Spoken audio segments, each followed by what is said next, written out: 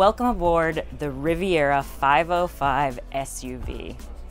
In the Riviera world, SUV means it's a crossover between their sports motor yachts and their sports yachts, essentially taking their single-level yachts and their multi-level yachts and giving you the best of both worlds. Let me start all the way back here so we can talk about the kinds of water sports you're going to be doing. This platform is an optional extra that can be lowered down into the water. These staple railings come out and have perfect slots right here so that you don't have to be worrying about stowing them in a locker somewhere. They have a place and it makes perfect sense. Riviera has done something interesting here and given me 2 transom doors, so that if I've got to be hauling in lines or toys, I've got 2 options to make it happen. And right here, a live well. This live well has this curved window so you can see all of your bait. Riviera has placed a joystick controller here so that if you are backing into a dock on the port side, super easy to handle that. When I'm at the helm on the starboard side, docking starboard side too, I can open the window and reach a hand out right there. A cool design detail here is how they've run their fairlead to these cleats. They're sunken in, but you still can see them and access them. So it makes tying up easy. As we head into the main salon, you'll notice all of this robust stainless that's repeated all through the boat in these overhead handrails, in these dogs that you can close this window with.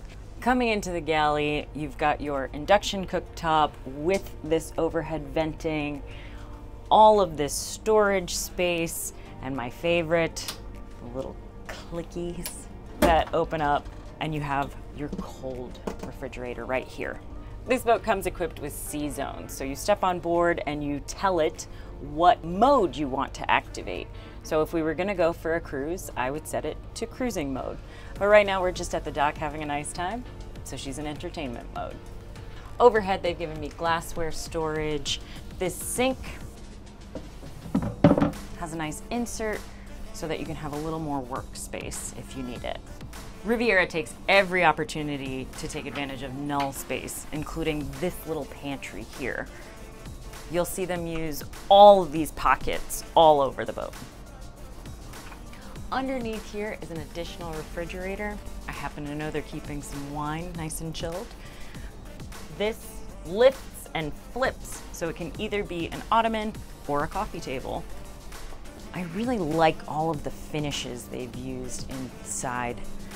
It feels special to me, so that when I sit down and I check my reflection in this very shiny stainless, it could be one of these grand yachts, but she's still so robustly built that I really can go for some epic cruising. I keep coming back to how thoughtful they've been about their build. They've given me these non-skid treads that mean if we're out in a more exciting sea state, I'm less likely to fall. Over here at the helm station, I love how comfortable these chairs are, with bolsters on either side so we could get into some exciting sea states. And they've labeled all of these in backlight so that there's no question what these switches do. One of the fun switches over here opens the roof.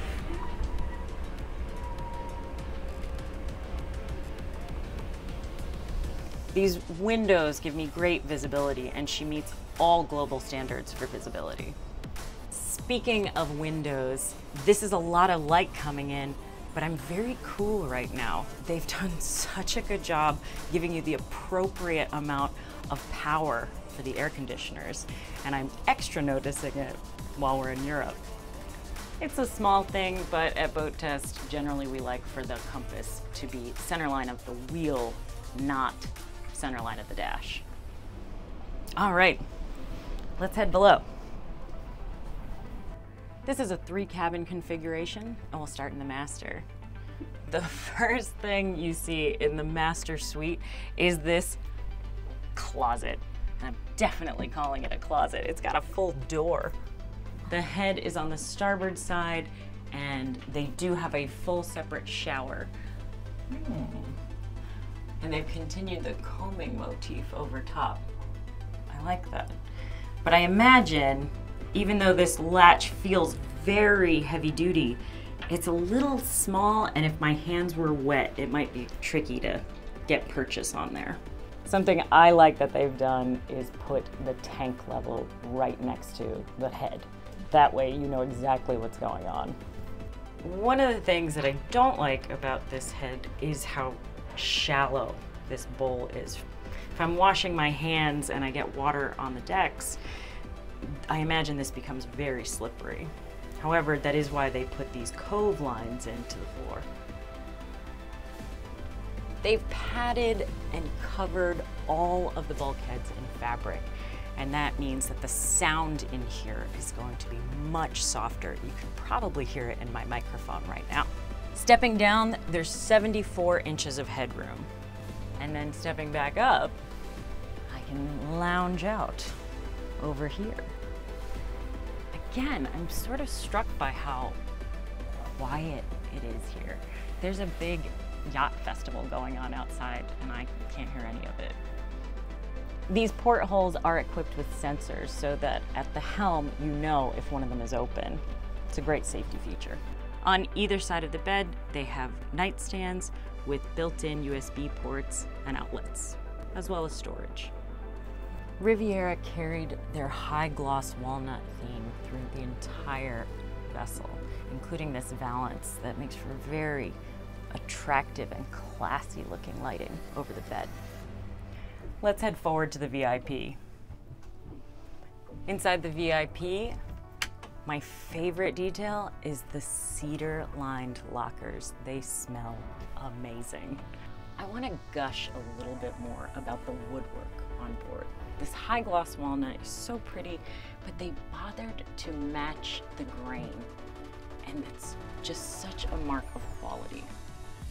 You can access the head that's shared with the twin from right in here, so it does make it an ensuite. I've just discovered something that I didn't notice before. They've done this tiny little piece of really pretty teak. It's just such a fun detail. Keep surprising me, Riviera. Very often, the third cabin is an afterthought cabin, and you have to make a lot of compromises in terms of size. But here, they've given me full-length beds, and I really appreciate that, as well as this fabulous little porthole, so I can still see what's going on. I also like the storage availability in here, and I wouldn't have a hard time standing up and getting changed with the door fully closed. Speaking of closing the door, again, we need to talk about the fabulous build quality. They've done high gloss walnut everywhere that matters for looks, for aesthetics. But they've done real walnut, not just a veneer, for all of the door frames. And what that means is it's incredibly well built, and they've managed to put these 3 hinges in, and when I close it, it's very sturdy. So you're not gonna have any rattle noises. Now let's head to the bow. This bow is designed in a very interesting way, and as a captain, I really appreciate this. Instead of having the bed abut the windscreen, they've given me this walk-through space, which means I can actually deep clean all of this without feeling like I'm teetering. Stepping up, I'm now standing on top of a little bit of wet storage. It's probably good for lines and maybe some little fenders. And this sunbed.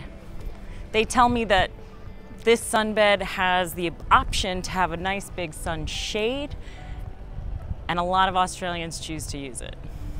Speaking of that sunshade though, this bed pops up and this becomes a great storage space for rod storage, maybe a inflatable kayak or stand-up paddleboard. They have sacrificed some of the width of this sunbed in order to have these hatches. But personally, I would rather have them as an emergency hatch for my forward cabin. Riviera has given us full chain anchor rode, and I really like what they've done by dipping this whole setup down and then slanting it so that any mud or muck that happens here, I can spray it down and it will run off and down out into the sea. Inside the port locker is my manual winch handle for the anchor, saltwater washdown, freshwater washdown, and my windlass control. I can also control it from the bow though.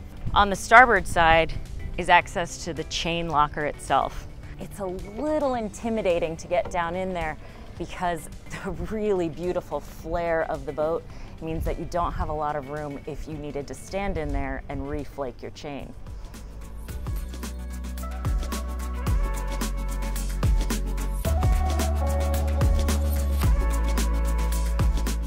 Riviera always impresses me with the quality of her builds and her impressive attention to detail. This vessel can absolutely go to sea, and I'd be very comfortable on her and look good doing it. I'm Captain Boomies with Boat Test, reminding you that life is better on a boat.